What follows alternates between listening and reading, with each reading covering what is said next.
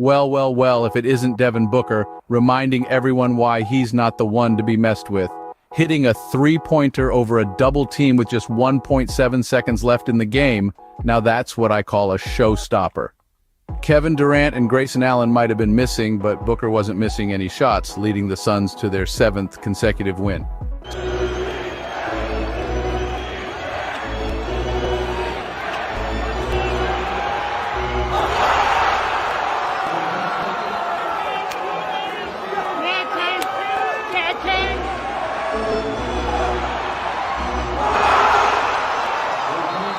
Speaking of missing, Marcus Smart of the Memphis Grizzlies is missing some patience with his teammates.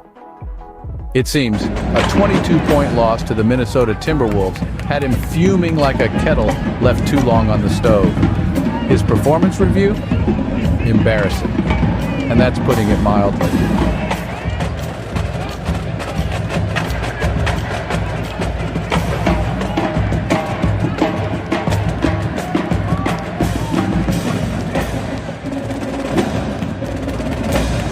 Now let's shift gears to the Brooklyn Nets. Remember the big three?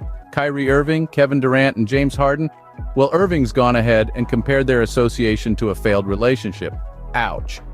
It's unfortunate that, me, James, and KD are part of the NBA history what-ifs of just having a super team and the expectations on us. And we did have a few good seasons, and outside of just the things we couldn't control with the vaccine stuff and the mandates in New York City and just the up and downs of scenarios and circumstances, I felt like we did pretty well. So I don't look back on that aspect of my career disappointed. I just think it's kind of like one of those, the time that got away, that got away.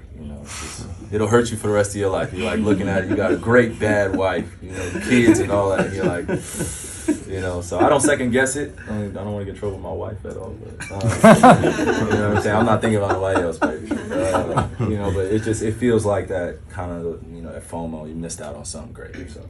In other news, Draymond Green is channeling his inner wrestler.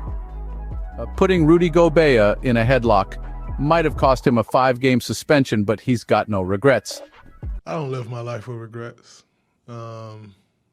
Like I said before, I'll come to a teammate's defense anytime that I'm in a position to come to a teammate's defense. That's what a team is. You stick together through the good and the bad. And I take that to heart.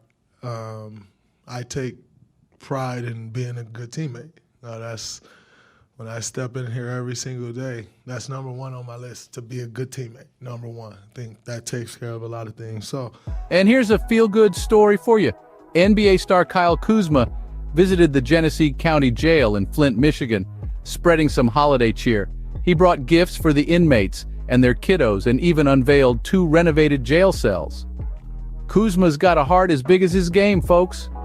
Night to support mothers who are incarcerated and support them in the reentry process in Flint through the RISE program.